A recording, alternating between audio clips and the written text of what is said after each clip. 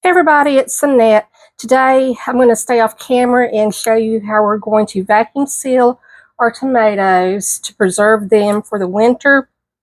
When you have an abundance like I was able to get last weekend, then you want to store what you can, and then you can use them in casseroles. If you want to make salsas later, you'll have the option to do whatever you want to do with them. So I've already got my items laid out, and I'm using Peach Street vacuum sealer. It's just the one that I have. It's the first one I got, and so far it's lasted me, knock on wood, 3 years. And then these are the tomatoes. I've already cut them and I've frozen them. I needed to get on it last night because some of them were starting to get a little bit icky. And then these will be the next ones that will take the place of the frozen ones. Those will be the next ones I cut up to put in the freezer overnight. So, and I got vacuum seal bags. These are your standard size. You can get wide for flour or sugar. Standard size works just fine when you're doing tomatoes. And if I've done this right, I've got the right portion. So I've already sealed this, and I'm going to let you see how to do the sealing later. Well, next. Anyway, I'm going to plug this up. Excuse my big blue t-shirt in your way. Okay. So I've got them on wax paper, and you heard the little... They'll come off of the wax paper pretty well. Wax paper is your friend when you're doing something like this. So I'm determining portion size by what I'm going to eat, because it's just going to be me. Nobody else in this house is going to eat these. So I don't want to waste any of this. So next time I cut the bags, I'm going to cut them a little bit smaller. You want to give yourself room to have the seal at the bottom and then room to vacuum seal at the top. It's kind of like a guesstimate on each one.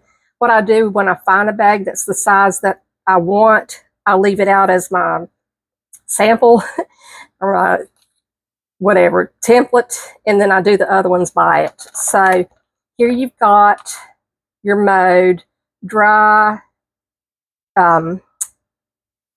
gentle, or moist. Let's put it on gentle. Well, no, we're gonna put it on moist. They're a little moist. They're not squishy moist.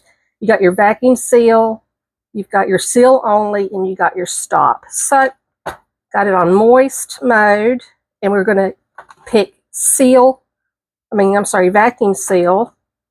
So I've already done the sealing part. And then the machine is going, if you have the bag lined up right, sometimes if you have don't have it in there right, or you have it squished where air can't get in there, it can't vacuum seal. So what it's doing now is through vacuum sealing,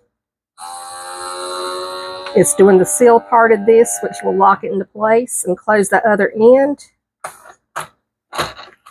That's how you do it.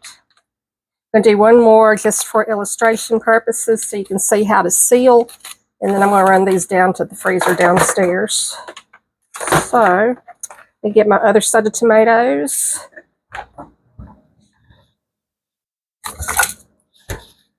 I had to cut up 3 of these last night because they were looking a little unhealthy. So I cut all the bad parts off. Now I have some good tomatoes for eating and using over the winter when I want to make a casserole. Okay, what you want to do is seal the bottom of the bag because you just don't want the tomatoes to fall out the other end. Seal only and let it do its thing.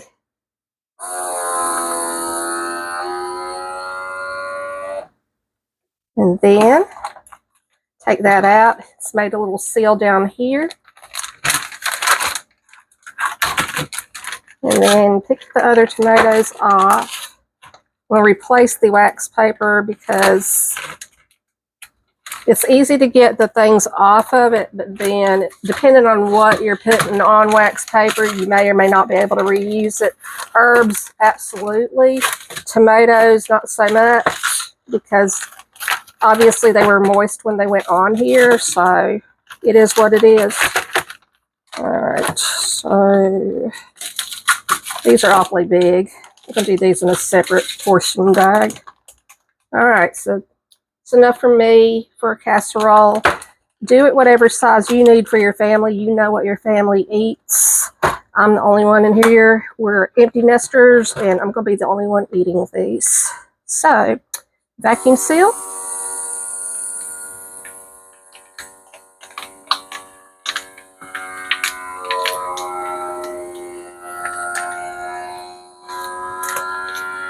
A good nice seal on them, and it just keeps them from getting icky. Like, so many foods can get freezer burn and just look utterly disgusting, and you're like, why did I bother? Why did I spend that time and money?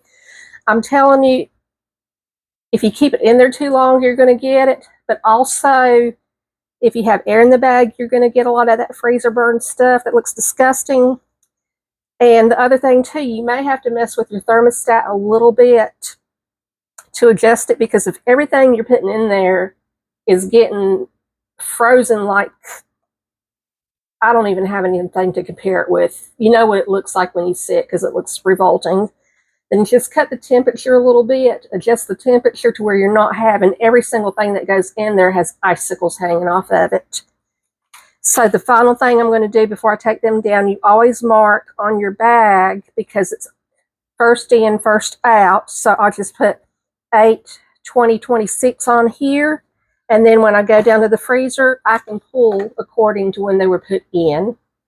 I hope you enjoyed this and got something from it. Love you. Take care. Start buying up some food and saving it up. Produce is about to go out of season. Love y'all. Bye-bye.